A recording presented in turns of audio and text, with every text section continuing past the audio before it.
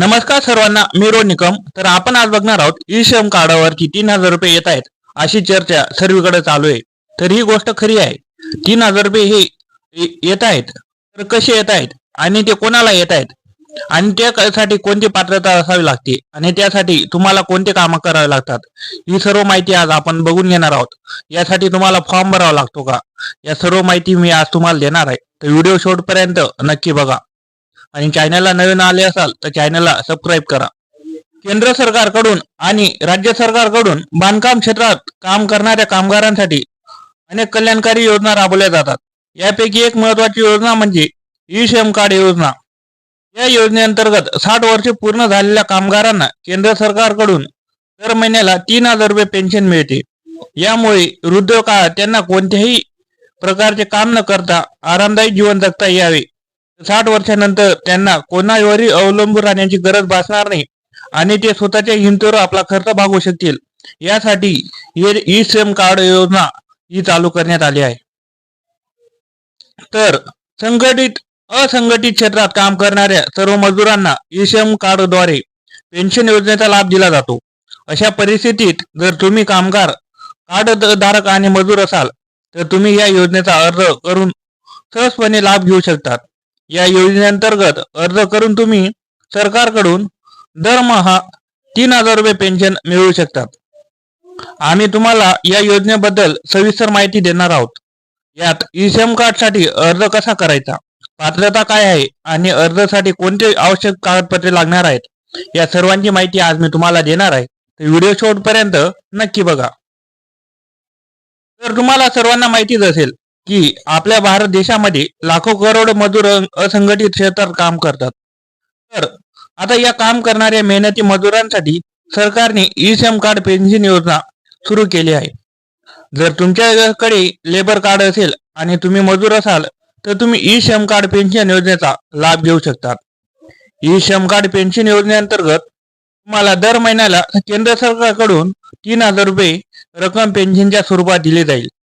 या योजनेअंतर्गत दिले जाणारे पेन्शन कामगारांचे 60 वर्षे पूर्ण झाल्यानंतर मिळेल. तर ही योजनेची पेन्शन तुम्हाला 60 वर्षे पूर्ण झाल्यानंतर तुम्हाला महिन्याचे 3,000 रुपये हे केंद्र सरकारकडून दिले जाणार आहेत. तर आता तुम्हाला देखील ई श्रम कार्ड अंतर्गत दरमहा पेन्शन मिळवायची असेल तर तुम्हाला श्रमयोगी मानधन योजनेअंतर्गत नोंदणी करावी लागेल. यानंतरच तुम्ही या योजनेचा लाभ घेऊ शकतात. याशिवाय जर तुम्हाला 60 वर्षाच्या वयानंतर दरमहा 3,000 रुपये रक्कम पेन्शनच्या स्वरूपात मिळवायची असेल तर तुम्हाला ई श्रम कार्ड पेन्शन योजनेअंतर्गत 55 ते 200 रुपये पर्यंत प्रीमियम भरू शकतात. मग समजा तुम्हाला ई श्रम कार्ड अंतर्गत जर तुम्ही मजूर असाल किंवा तुम्ही काही काम करत असाल तर तुम्हाला 60 वर्षानंतर 3,000 रुपये महिन्याची पेन्शन हवी असेल तर तुम्हाला 18 ते 40 वर्षापर्यंत तर कंटिन्यू तुम्हाला 55 रुपये ते 200 रुपये यापर्यंत तुम्हाला भरायचे आहेत. हे पैसे तुम्ही 40 वर्षापर्यंत भरले तर तुम्हाला 60 वर्षानंतर सरकारी पेन्शन देत असतं. तर आता बघा, तुम्हाला देखील ई श्रम कार्ड पेन्शन योजनेसाठी अर्ज करायचा असेल तर खालील कागदपत्रे तुमच्याकडे असणे आवश्यक आहे. ती असल्यास तुम्ही या योजनेसाठी पात्र ठराल आणि अर्ज करू शकाल.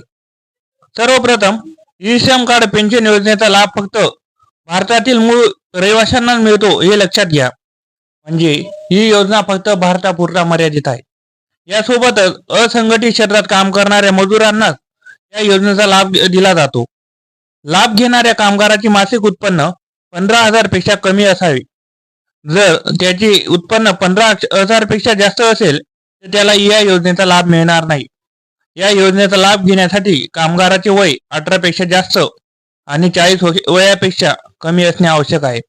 तर मी तुम्हाला सर्वप्रथम बोललो होतो तुम्हाला 18 ते 40 वर्षापर्यंत हे पैसे भरायचे आहेत. तर तुमचे वय हे 18+ पाहिजे आणि 40च्या वयाच्या कमी पाहिजे. तर आता अजून आपण पूर्ण माहिती बघूया. तर ई श्रम कार्ड पेन्शन योजनेसाठी अर्ज करण्यासाठी खालील कागदपत्रांची आवश्यकता आहे. हे कागदपत्रे अर्जापूर्वी तयार ठेवणे आवश्यक आहे. म्हणजे तुम्हाला ई श्रम कार्ड काढावं लागेल, यासाठी तुम्हाला अर्ज बी करावा लागेल. या अर्जासाठी तुम्हाला काही महत्वाचे कागदपत्रे लागणार आहेत. त्यामध्ये आहे आधार कार्ड, पॅन कार्ड, ई श्रम कार्ड, बँक खाते विवरण, मोबाईल नंबर, पासपोर्ट आकाराचा फोटो. तर तुम्हाला या पेन्शन योजनेचा लाभ घ्यायचा असेल तर तुमच्याकडे ई श्रम कार्ड आधी असणे आवश्यक आहे. त्यानंतर हे बाकीचे डॉक्युमेंट आणि मग तुम्हाला अर्ज करता येतो पेन्शन योजनेसाठी. तर आता तुम्हाला देखील ई श्रम कार्डसाठी पेन्शन योजनेसाठी अर्ज करायचा असेल तर तुम्ही घरी बसूनच सोप्या रीतीने अर्ज करू शकता. अर्ज कसा करावा याची संपूर्ण माहिती स्टेप बाय स्टेप आपण देणार आहोत. या माहितीच्या आधारावर तुम्ही अधिकृत वेबसाईटला भेट देऊन अर्ज करू शकतात. त्या वेबसाईटचं नाव आहे www.ishrm.government.in. तर तुमच्या सर्वांची कमेंट केली की आम्हालाही फॉर्म भरायचा आहे, फॉर्म भरायचा आपण व्हिडिओ बनवू. तर ज्यांना कोणाला फॉर्म भरायचा व्हिडिओ पाहिजे असेल त्यांनी कमेंट करून सांगा की आम्हाला व्हिडिओ आणा असं. मी 100% तुमच्यासाठी ई श्रम कार्डसाठी पेन्शन योजनेचा फॉर्म कसा भरायचा, हा आपण अर्ज कसा भरायचा हे सर्व आपण डिटेल घेऊन येऊ. तर तुम्हाला खरंच फॉर्म भरायचा असेल तर तुम्ही मला कमेंट करून सांगा.